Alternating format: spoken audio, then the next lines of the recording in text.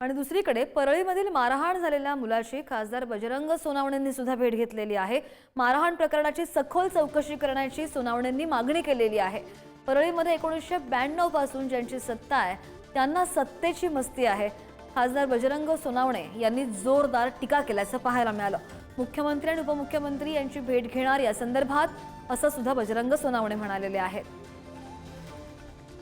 आपण पाहिलं की ज्या तरुणाला बेदम मारहाण झालेली आहे त्या तरुणाची सकाळी आष्टीचे भाजपचे आमदार सुरेश धस यांनी भेट घेतली आणि त्यानंतर बजरंग सोनावणे यांनी सुद्धा भेट घेतल्याचं दिसतंय।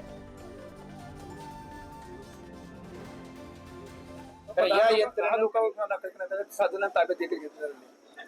आमचं समाधान त्या 7 जणांवर ताब्यात घेण्यावर नाहीये।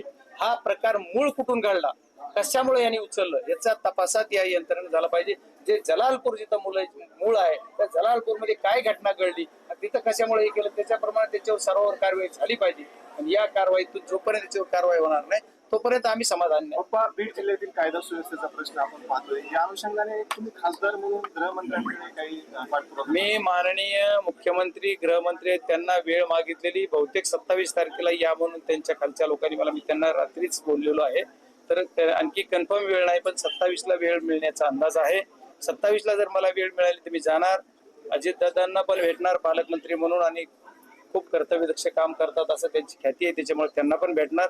आणि मी त्यांना एकच मागणी करणार की बीड जिल्ह्यासाठी, कारण मी केलेली मागणीच आहे, मी केलेली मागणी मान्य करायची का नाही, विरोधी पक्षाचा खासदार आहे, हा त्यांचा अधिकार आहे, पण कसं त्याला आपल्याला जसं पाहिजे तसं करून घ्यायचं हे पण मला माहित आहे। पण मी संविधानाच्या कायद्यामध्ये चौकटीमध्ये मला जो अधिकार आहे त्या अधिकारानं त्यांना मागणी करणार आहे की बीड जिल्ह्यासाठी एक SP लेवलचा नवीन अधिकारी नियुक्त करा, त्याच्या खाली सगळी टीम द्या। एखादा गुन्हा झाला की त्याला SIT नियुक्त होते, कव्हर करणार, त्याच्यापेक्षा एक अधिकारी नेमा, आणि अधिकारी जर नेमला तरच आपल्या बीड जिल्ह्यामधलं परळीतलं चाललेलं जी पिलावळ जी आमच्या बीड जिल्ह्याच्या टोकापर्यंत येईल, इकडे आंबोऱ्यापर्यंत, ती कुठंतरी थांबेल आणि परळीवाल्यांना थोडस गुंडगिरी करणाऱ्यांना ही कुठंतरी चपराक बसेल असं मला वाटतं।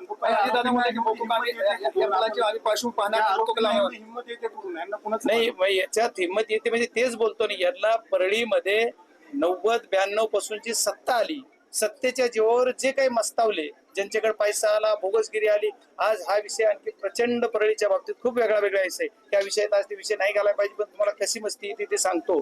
परळी तालुक्यातली आणखी मी प्रेस घेऊन तुम्हाला बोलणारही होतो, पण आज विषय आहे तर मी सांगतो तुम्हाला की परळी तालुक्यामध्ये तुमचा नांदेड असेल, परभणी असेल, लातूरचा काही भाग, जालना असेल, 4-5 जिल्ह्यामध्ये परळी तालुक्यातल्या 100 एका गावातल्या 100-200 लोकांनी विमा भरलाय।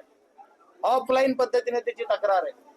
विशेष गोष्ट ही की ऑफलाईन पद्धतीने त्याची तक्रार आहे, आणि कृषी अधिकाऱ्याने सुद्धा त्याचे पंचनामे ऑफलाईनच केलेत, आणि ऑफलाईन त्याची तक्रार नोंद करून एका पट्ट्याला 80-90 लाख 1 करोड रुपये येतात।